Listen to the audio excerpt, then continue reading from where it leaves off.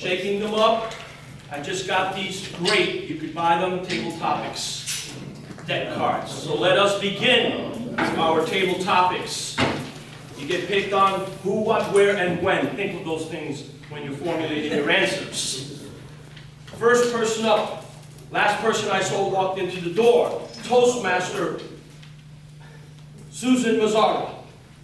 Your question is, which long-lost childhood object would you most like to find? Which long-lost childhood object would you most like to find?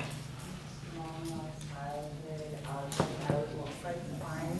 This is funny because I just took a trip to New York last week, that's why I wasn't here.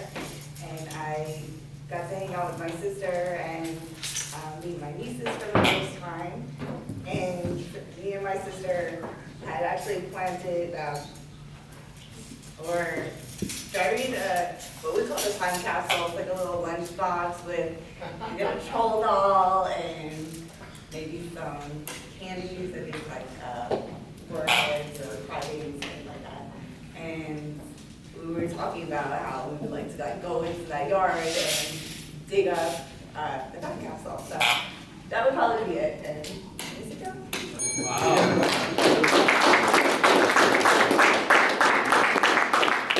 The next flashcard. Do you live more in the past, the present, or the future? Beyond. Toastmaster, Kelly Bay. But I get that one.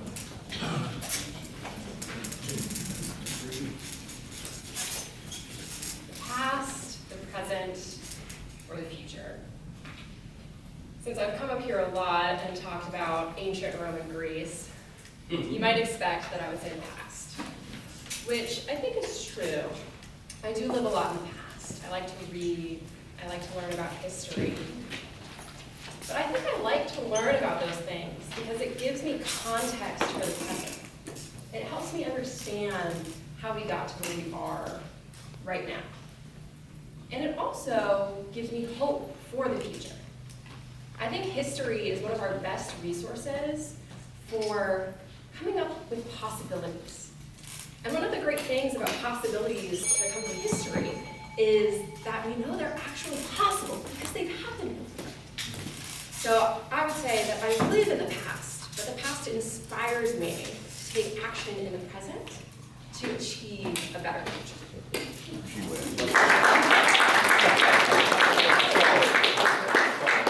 For this next one, I don't want you to be incognito, I want you to be authentic. Toastmaster Colette Fair. What event in the past, present, future would you like to witness in a person? I'm not even sure I understand that question. But good morning, Toastmasters again. I'm going to authentically segue to what Kelly talked about. I try to live in the present, but like some of you in the room, I attended the Cheap Trick, Journey, Def Leppard concert the other night, and was transported to the past in the best of ways. I had such a powerful memory of Don't Stop Believing, but that one's a little NC-17, so I'm not going to tell it. But I also had a powerful memory of Def Leppard, Pour Some Sugar on Me.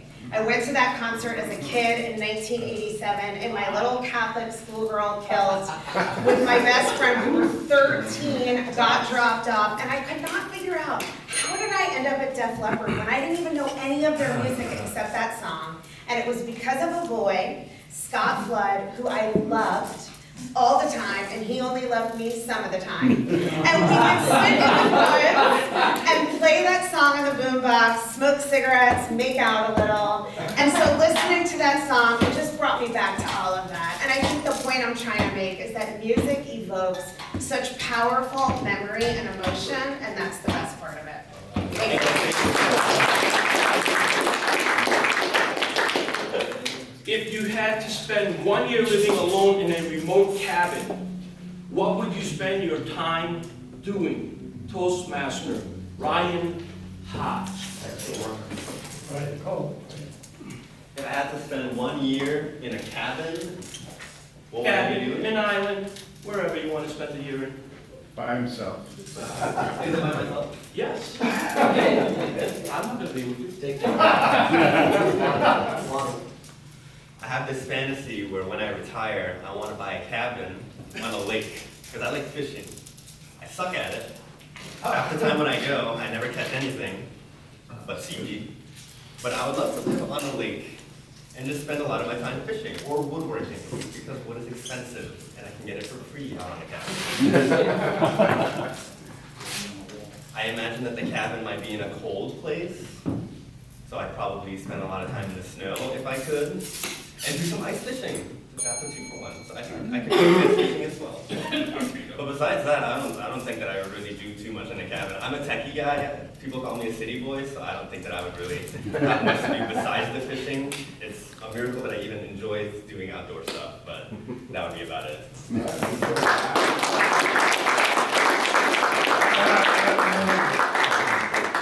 Let's be clean with this one. Is the male or female body more beautiful? Toastmaster Gio Rivera. Oh, boy. Oh. Out of the closet.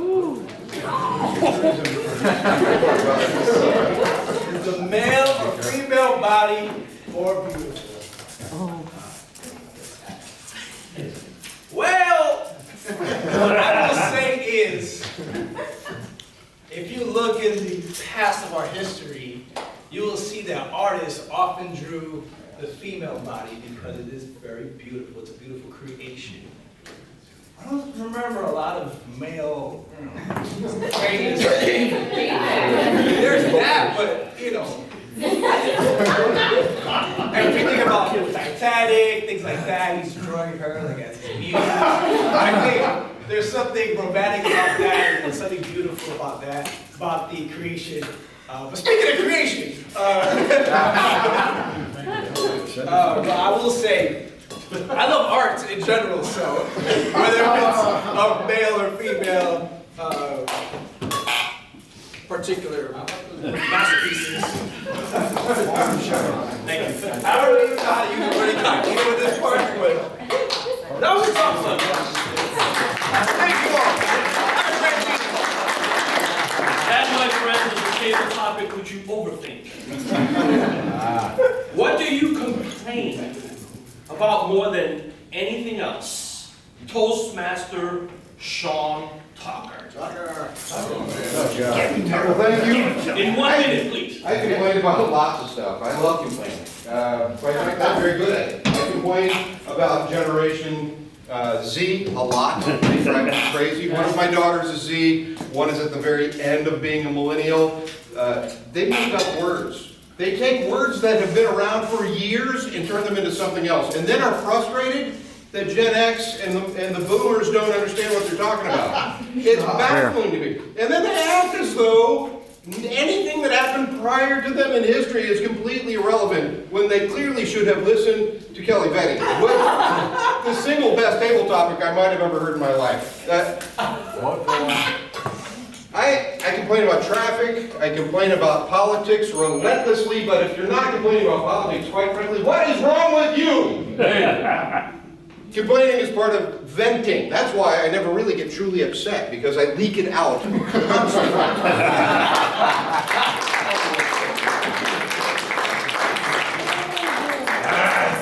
If you could be a famous athlete for a single game, who would you be? Toastmaster Jolene T. Terracotta. You can do it. I didn't want to butcher it. If I could choose any athlete, I guess it would be an Olympic ice skater. There you go. Just because that is my favorite sport to watch when I'm watching the Olympics, and I wish I could be that graceful on ice. I don't think I'd be very talented at it, because I recently went to a skating rink and I wasn't the best at it. I remember when I was younger, I was such a pro, but I think it's because we have less fear when we're younger. Okay. Yeah, the and ah thing, I'm still working on it.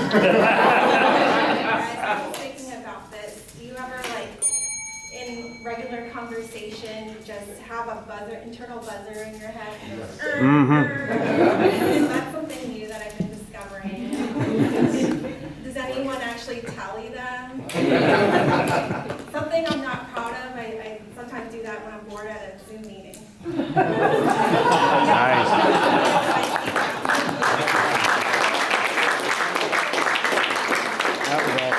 Tabletopics answers, remember who, what, when, why, and how. What do you wish you were better at saying no to? Toastmaster Emma Jones. Good morning. Morning. About a year ago, I went to, I don't know if you guys are familiar, but one of those Good Morning Winter Park meetings. They're actually held at the same time, there's one today. But somebody spoke about how to build a business sustainably and quickly. Something that would be long-lasting but successful. And one of the pieces of advice that he gave that day that I tell everybody and that I try to tell myself is that what defines you in your business and in your life is not the things that you say yes to. It's not all the coffee meetings, yes, let me do that, let me do that. It's actually what you say no to. And I think that that takes some time to discover, especially if you're new in a career like I was. But really just thinking about what is going to be worth my time, what's going to allow me to grow, and who is going to allow me to excel, so that you don't have to walk in this world incognito and you can be yourself and grow your business sustainably.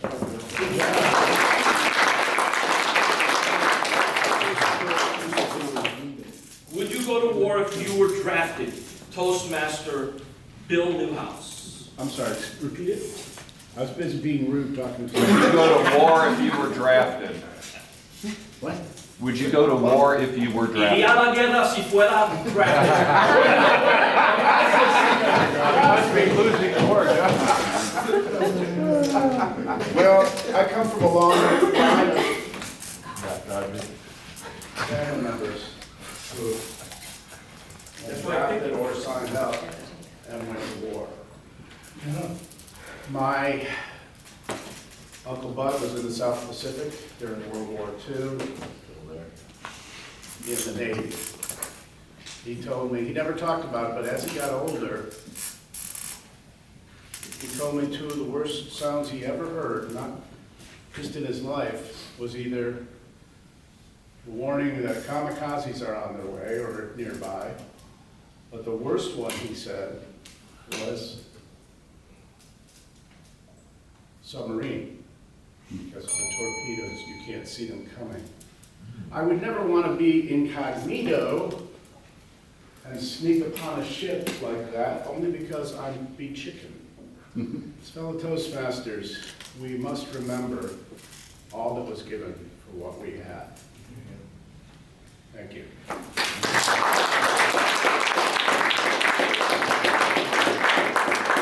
What's your proudest accomplishment? Toastmaster Kathleen Hopheim. Excuse me, sorry. I think my proudest accomplishment is just coming here to this club, because it's helping me gain more confidence in myself, being able to stand up for myself a lot more, and as you saw a couple weeks ago, really work on my public speaking, which gives me confidence to go out and network and meet with people. And I think that has really been, and also made some great friends here as well. So I really enjoy being with you guys every Friday.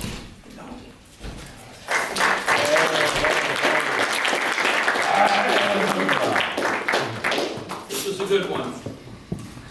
Would you stop eating all junk food to live 5 years longer? Toastmaster Broadshire. Mr. Shear.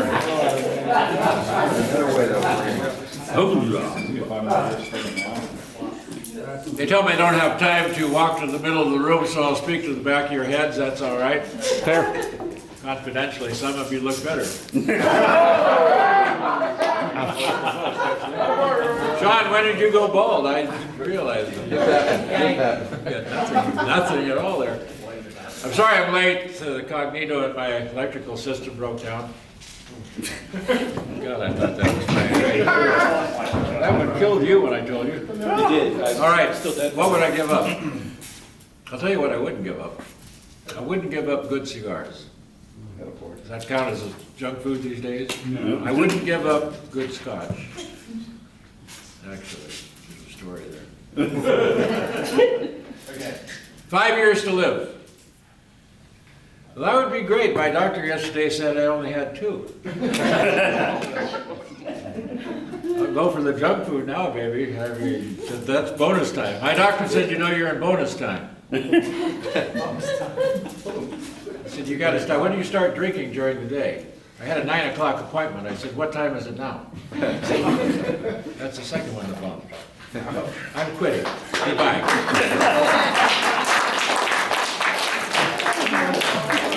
What makes you laugh the hardest? Toastmaster Daniel K. Moss.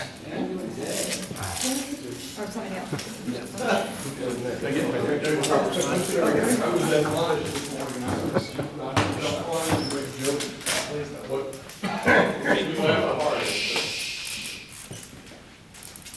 When people don't find my humor funny. It makes me laugh. A world man is good as a laugh to me. My favorite comedian was Andy Kaufman. And he was a genius. And you didn't know if he was in real life or portraying a character or what he was doing. So it was said, his manager said, Andy, this is only funny to you. He said, well, what's your point? But that's the way I feel. And not incognito either. I had something else to say, but I forgot.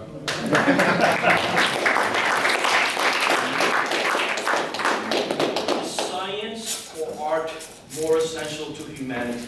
Toastmaster Lonnie Fowler. Science or art? I'm going to go back to our last question. What makes me laugh the hardest is Toastmaster Roy Shear. Oh! I'll take, I hope you don't take the junk food. I want to have more than 5 years of your comedy that makes this club worth it. Yes, I sir. laugh every time I come in here when he speaks. And on the other hand, it doesn't make me laugh so much. Anyone else? Wow. Wow, it makes me laugh. So just take after Roy, and you'll be having made. Robin Williams actually is my favorite. He was an incognito with his humor. I'll never forget when he explains golf. 18 times. Oh, no, in a tiny hole. He's talking about, this is amazing, you have to see it. It was like 2002 on Broadway. Hilarious. Toastmasters. What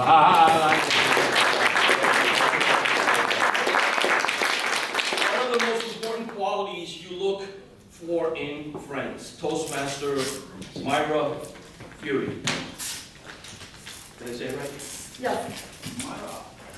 One of the most important qualities I look for in friends is someone who is not incognito, but someone who is authentic and really enjoys to laugh and makes me laugh and tells a good story and spends time together. I guess that's not one quality, but I think the most important quality would be their honesty, to be able to tell me things that maybe another person wouldn't be able to say if I wasn't such a good friend, or they weren't such a good friend to me.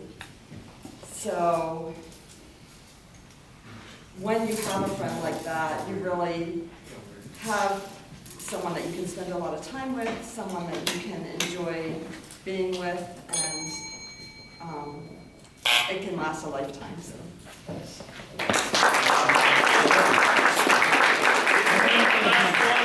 Who has inspired you as a mentor and why? Toastmaster Jaheen. Yeah. Yes. Who has inspired you most? What? Don't say no. The one who inspires me the most is my father. So my father he's not only my father, but he's only my mentor. So when I get some problems at my father is always there and listen to me and give me advice. Well, especially when I just started my career. I have learned to build a good relationship with my boss, with my colleagues, and other people. And he always used his own wisdom and give me very good advice, because he was a very successful man. He was the president of an automobile company, so I really value his advice. So he's a great mentor to me. Mr. Saunders,